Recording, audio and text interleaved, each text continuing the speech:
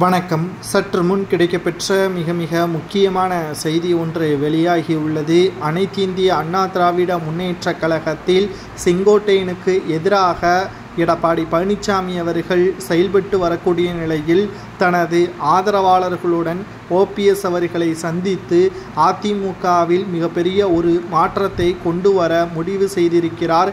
குறிப்பாக கோவை மண்டலம் முழுவதும் செங்கோட்டையன் கட்டுப்பாட்டில் இருக்கக்கூடிய நிலையில் அவரையே அந்த முக்கிய பொறுப்பில் இருந்து நீக்குவதற்கு எப்படி எடப்பாடி பழனிசாமி அவர்கள் நினைத்தார்? இது தோல்வியே தான் தழுவக்கூடிய வகையில் அமையுமே தவிர வெற்றி வாகை சூட முடியாது.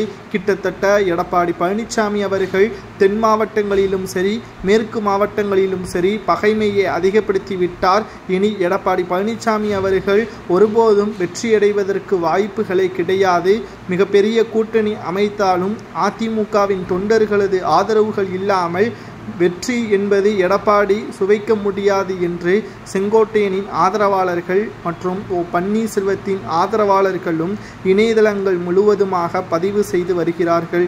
செங்கோட்டையன் அவர்களை பொறுத்தளவிற்கு ஏன் எம்ஜிஆர் மற்றும் ஜெயலலிதா அவர்களது உருவப்படத்தை வைக்கவில்லை என்று போராட்டம் நடத்தக்கூடிய வகையில் முதல் பிரச்சனை அமைந்தது. இதுதான் முதல் பிரச்சனையா? சமூக வெளியில் இதுதான் முதல் பிரச்சனை. ஆனால் ஆரம்பத்தில் இருந்து சுமார் 1.5 ஆண்டுகளாக அதிமுகவில் செங்கோட்டையன் அவர்கள் புறக்கணிக்கப்பட்டுதான் வருகிறார். முக்கிய பதவிகளில் இருந்து ஓரம் கட்டப்பட்டு வருவதும் மூத்த நிர்வாகி முன்னாள் மூத்த அமைச்சர் என்ற அடிப்படையில் அவருக்கு எந்த ஒரு முக்கியத்துவமும் கொடுக்கப்படவில்லை. இதனால் கடும் அதிருப்தியில் இருந்த செங்கோட்டையன் அவர்கள் அதிமுக வெற்றியடைந்தாலே போதும் என்ற மனநிலையில்தான் இருந்தார். காலப்போக்கில் அதிமுகவை எடப்பாடி பழனிசாமி அவர்கள் சொந்தம் கொண்டாட தொடங்கினார். தனது முழு கட்டுப்பாட்டிற்குள் கொண்டு வர முயற்சி செய்தார். அதிமுக என்றால் எடப்பாடி என்ற பெயரை மாற்ற வேண்டும் என்பதற்கேற்ப முயற்சி செய்ய வந்ததுதான் எடப்பாடி செய்த மிகப்பெரிய ஒரு தவறு, துரோகம் என்று கூட செங்கோட்டையன் அவர்கள் ஆதரவாளர்களிடம் கூறியுள்ளார். அதுதான் எம்ஜிஆர் மற்றும் ஜெயலலிதா அவர்களது உருவப்படம் இல்லாமல் முழுக்க எடப்பாடியின் உருவப்படம் பொறிக்கப்பட்டு எடப்பாடிக்கு பாராட்டு விழா நடத்தப்பட்டதும் அதற்காகத்தான். இனி இது போன்ற தவறுகள் நடக்கக்கூடாது என்பதற்காகத்தான் அன்று நான் குரலை உசத்தி பேசினேன்.